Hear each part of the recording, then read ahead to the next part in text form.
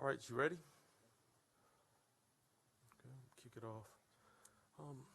Here to give an update about the tragic situation that happened with two of our young people, children, that preliminarily it looked like they froze to death, died from exposure to hypothermia. So everything that I'm going to give you at this point is preliminary in nature as we continue with our investigation. So therefore, it could be subject to change, and I'll give further updates later. But the children were asleep in a car on the 9th floor of a casino parking structure, the Hollywood Casino.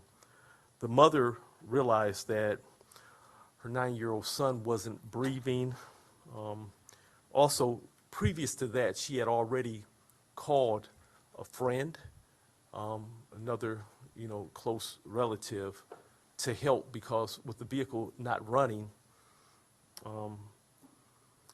trying to figure out whether it was a mechanical failure, it had ran out of gas. So they were already on site in another vehicle, attempting with gasoline to get the vehicle started. When the mother realized that her son wasn't breathing, she did make a 911 call, but the friend in a Buick immediately transported the 9-year-old, put him in the car and transported them to Children's Hospital.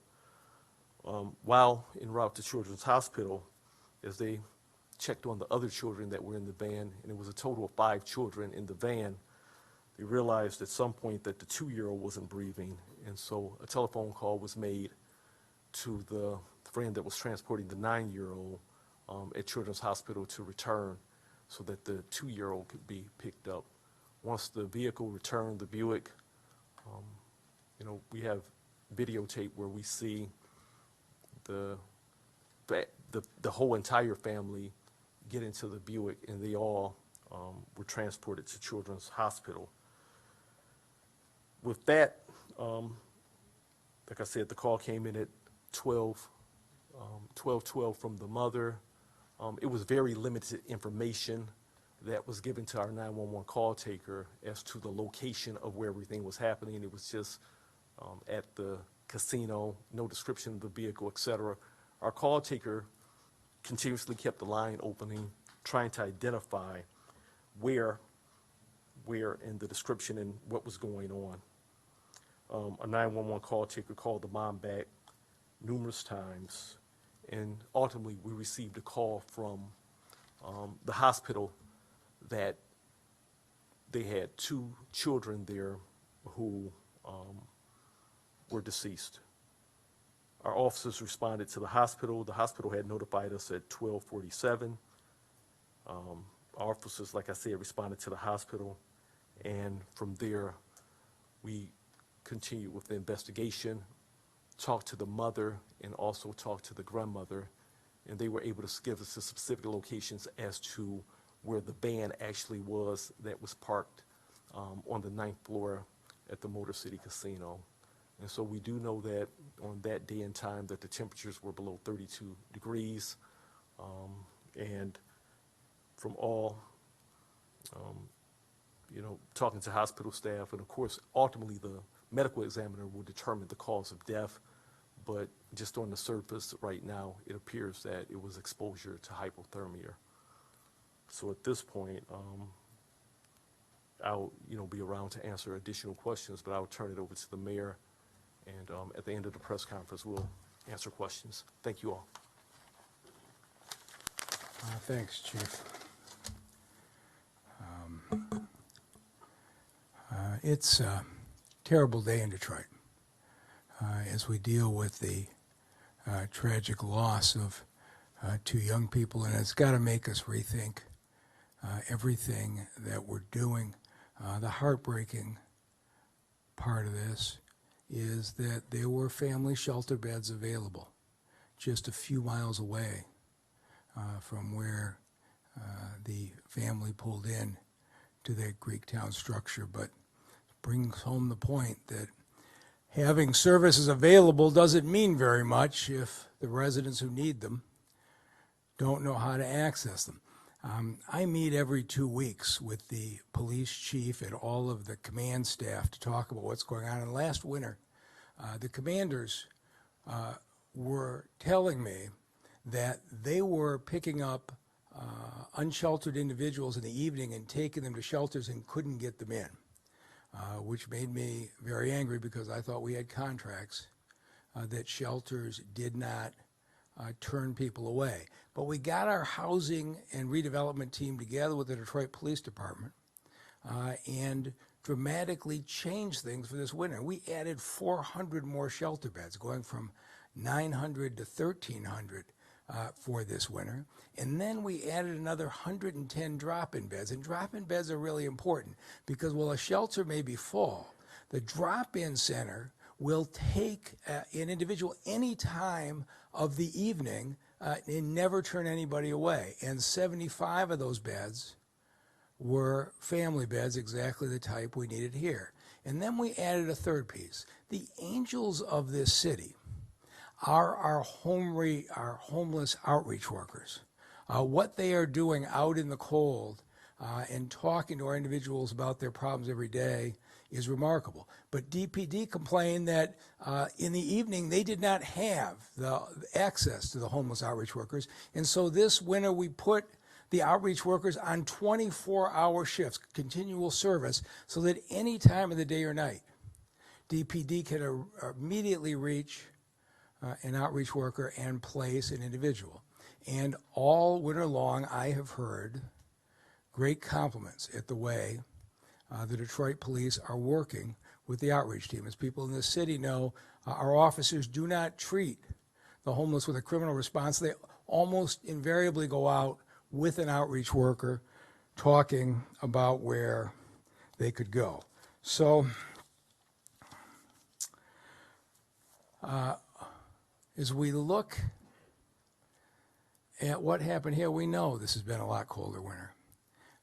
And the details I'm going to give you are also preliminary. Chief Bedison is examining the side from the police department, but we're also going to examine everything that happened here from a housing services standpoint. And so we're only 18 hours into this, and what I say may turn out to change as we go. But here's what I am told from the housing department that we do know. That this family reached out to our homeless response team on November 25th.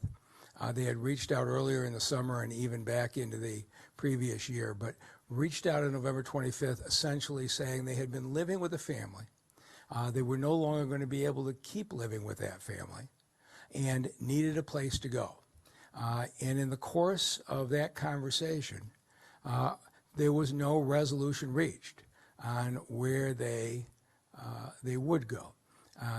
And one of the things that's important when you call our homeless services folks is that if it's an emergency situation, we send out one of these outreach workers. Because when you're on the telephone, you have people with complicated problems. Sometimes it's hard to figure out exactly what the circumstance is. Is it an emergency? But when a homeless outreach worker goes and lays eyes on the family and sees what's going on, they know exactly what to do. For whatever reason, this wasn't deemed an emergency that caused an outreach worker to visit the family. 3 weeks later, we opened the Family Drop-In Center on December 16th. It was exactly the type of situation we opened it for, and we were opening it to be ahead of the worst temperatures of the winter. At least as far as we've been able to determine so far, the family never called back again for service.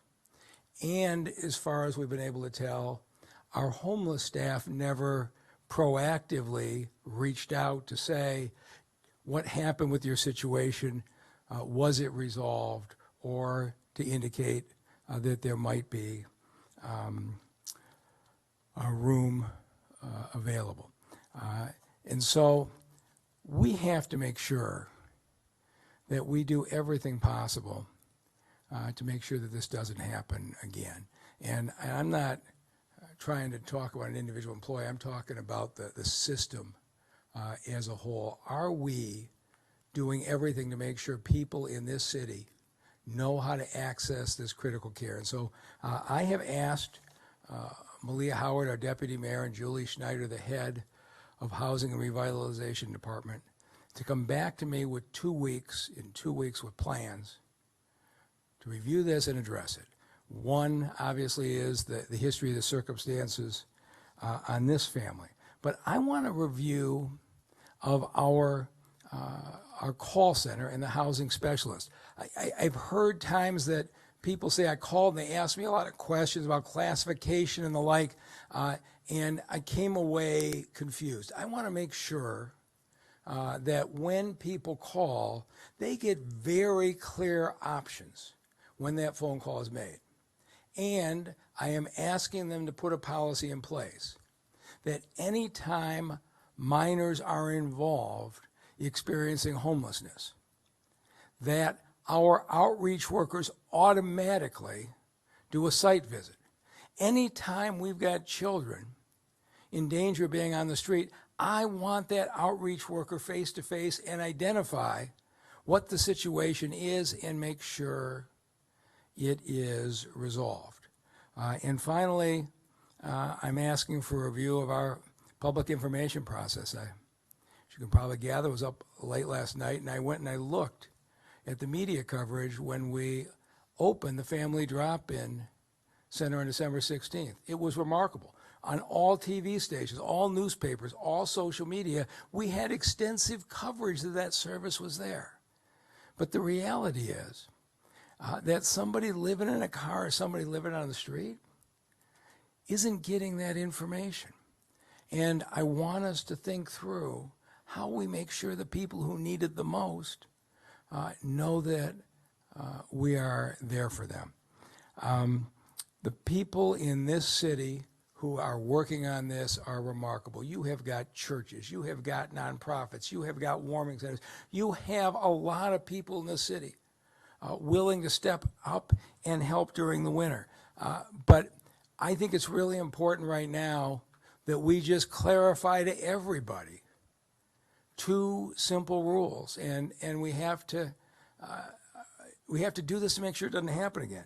If during the day you are in danger of homelessness, you call the hotline. It's about well-publicized 866-313-2520. But if it's after 6 o'clock at night and an incident's happened, you've been pushed out of the house, you're in an emergency situation, go to your police precinct. Because in this city, our police work hand in hand with our homeless prevention folks. And if you get to the police precinct, you don't need to navigate anything.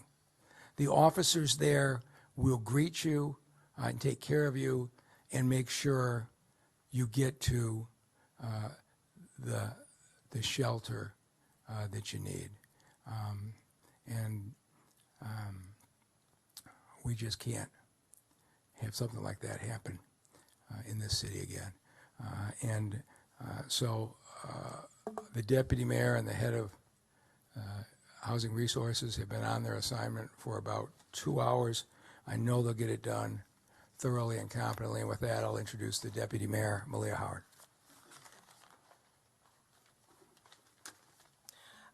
Thank you, sir. Good afternoon, everyone. As we stand here today, we do truly mourn the loss of these 2 children. It is completely tragic, and our hearts are heavy. No parent, no family, no mother should ever have to endure such hardship and heartbreak. And so our hearts go out to her and to her mother and her extended family. As Mayor Duggan just stated, over the course of the next 14 days, my team and I, along with Director Schneider and the Housing Department, will undertake a complete process review of what has happened. And we will provide the mayor with that feedback and those actionable items within 14 days. But I want to say this. If you are experiencing homelessness, if you are living in your vehicle, if you are on the imminent danger of being put out, please contact 866-313-2520. Again, please continue to pray for this family. As Detroiters, I know that we will lift them up in our hearts and do so. But please, again, if you know of anyone or if you yourself are experiencing these issues, please call 866-313-2520. Again, as Mayor Duggan stated, if it's after hours, please go to the nearest police precinct. Please. This is to support you and your families. So please know that we are here for you and continue to serve you. And again, the full strength of the administration is behind this effort, and my complete attention will be on nothing but this moving forward. So thank you. I'd like to bring up Director Julie Schneider from the Housing Department.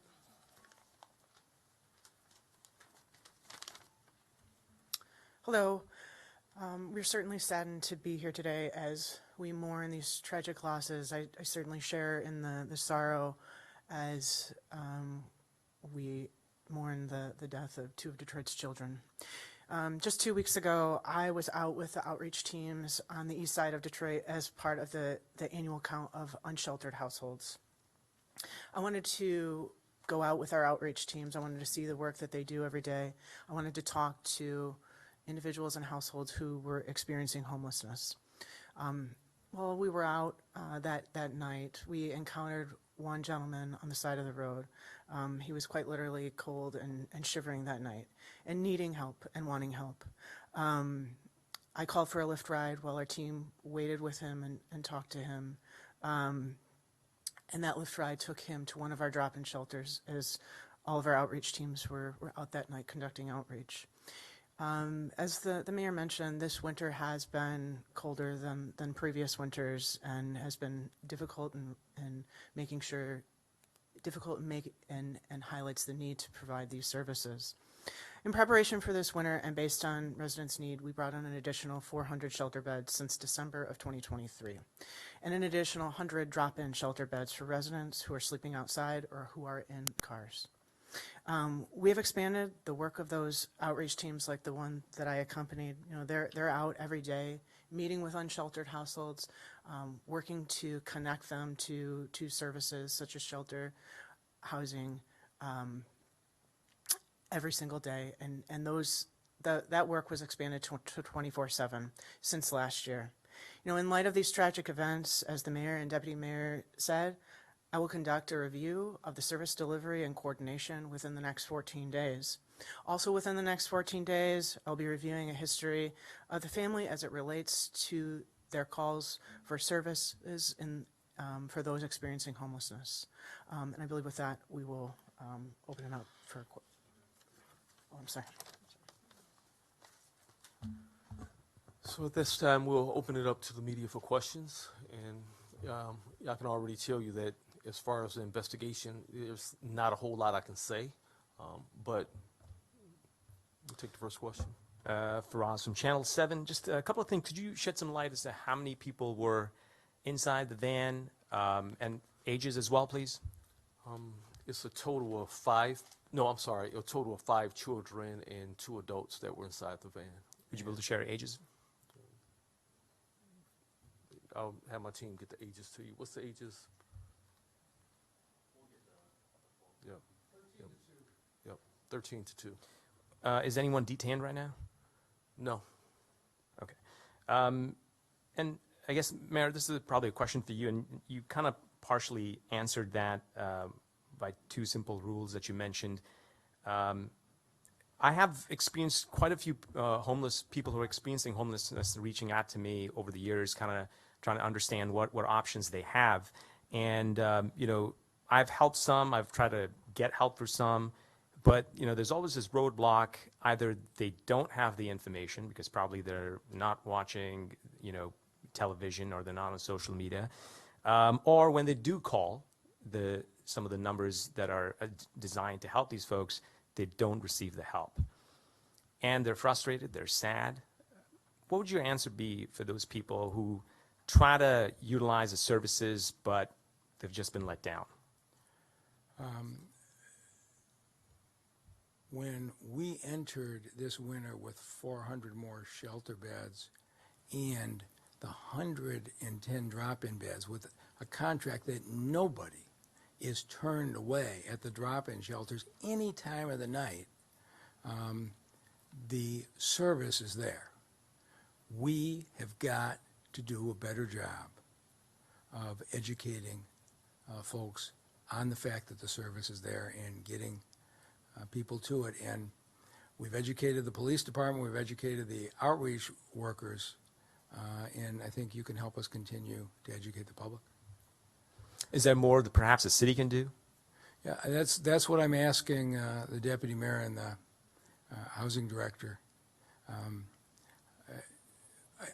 I think the key is, and I think I said this, the beds have to be available. We have to put eyes on these families experiencing homelessness with our professional outreach workers.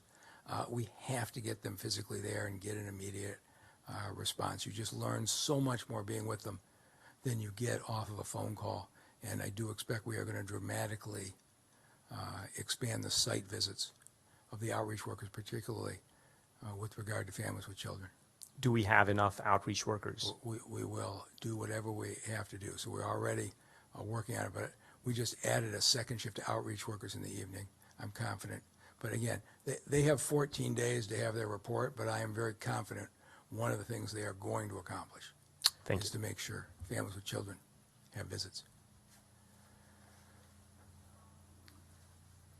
Ed White from the Associated Press. Chief, can you explain the significance of the casino garage for this family? Why they ended up there? And I'm wondering, I'm not familiar with that 9th level of the garage. Is it somewhat isolated, and that perhaps prevent maybe passersby or others from seeing the van and what might have been going on? What was the significance of that site?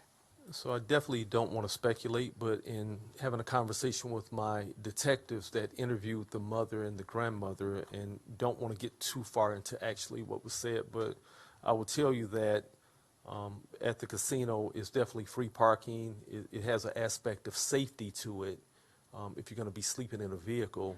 And then another aspect of it is you're able to go inside the casino and utilize restroom facilities. Did they do that? Do you know if they went in the casino at any point? At some point, I was told that by my detectives that yes, they would utilize casino restrooms. I guess that raises another point. Did anyone from the casino see them at all?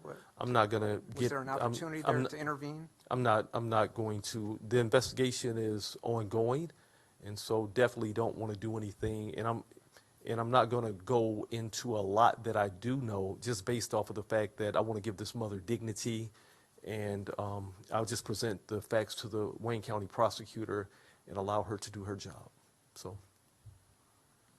Chief, with this ongoing investigation, is the city now providing this family some resources, housing, or any other resources?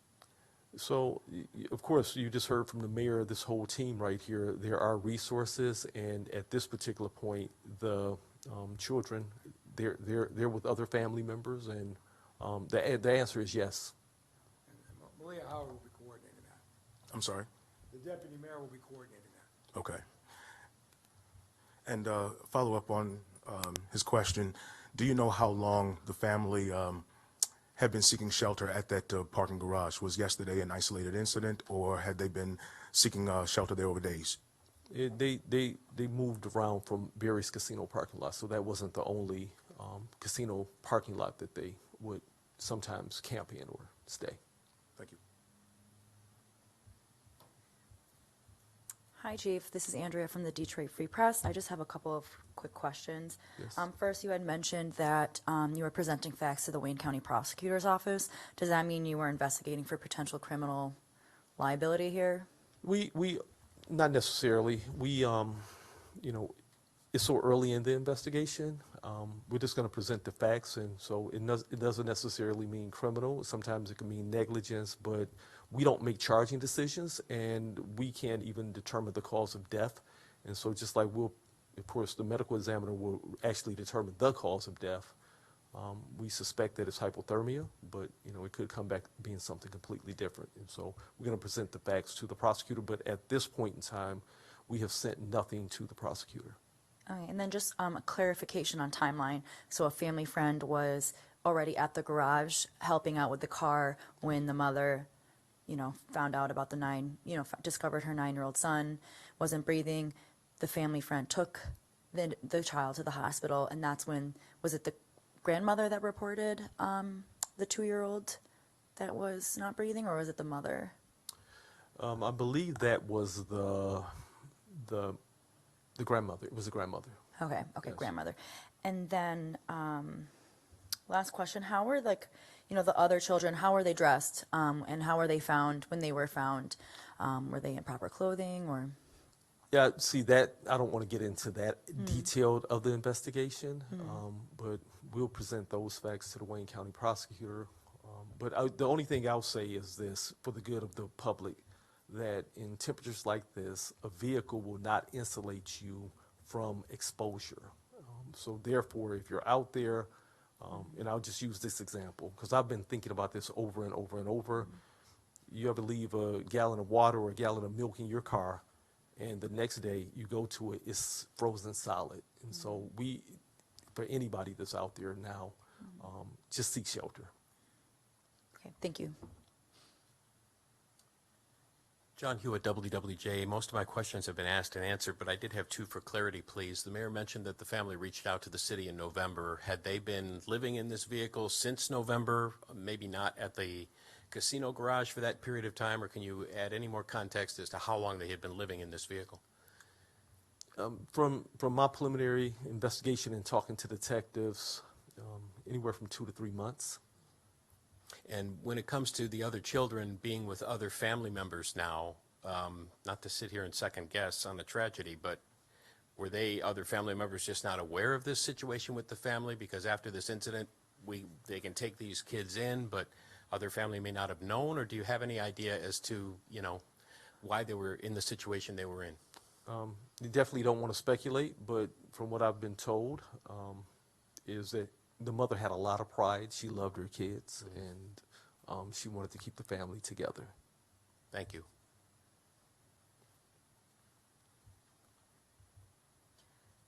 Julia Cardi, Detroit News. Yes. Are you able to say how many times before had this family been to this casino? I don't know that specifically at this point. And for anyone that can answer, would there be any consideration of expanding the hours that the city's homelessness hotline operates to operate it overnight, to just give people that option? We have done that occasionally when it's gotten very cold and we set up additional centers, but the shortest way for somebody in emergency is go to the police precinct. It's just, we probably will extend the hours, but that will not be nearly as effective. If you're experiencing an emergency after hours, go to your police precinct. They will navigate the process and get you to a shelter. And for the other 3 children involved, where are they now?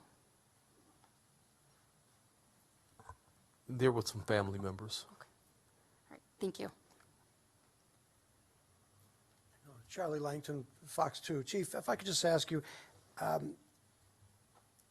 tell me if I'm wrong, but were they using their car for heat as well?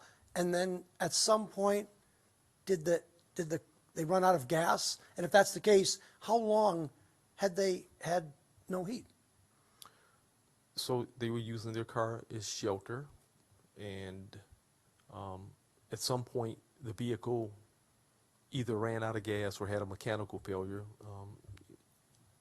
We'll later be able to determine that, but during the night the vehicle stopped. It was frigid, and as a result, we're here today.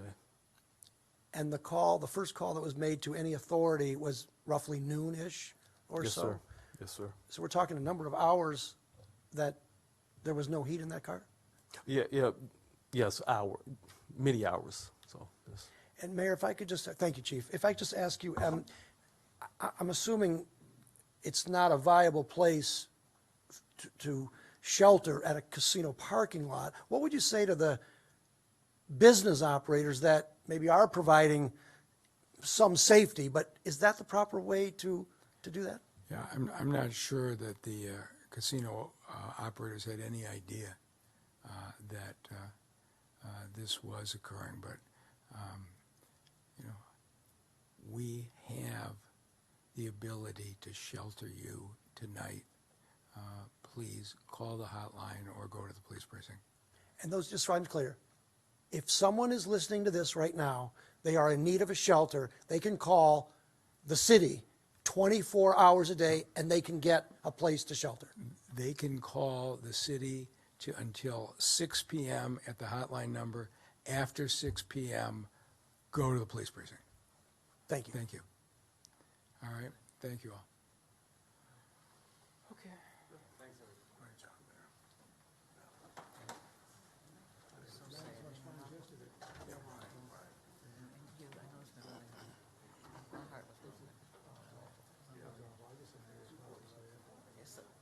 Any of us who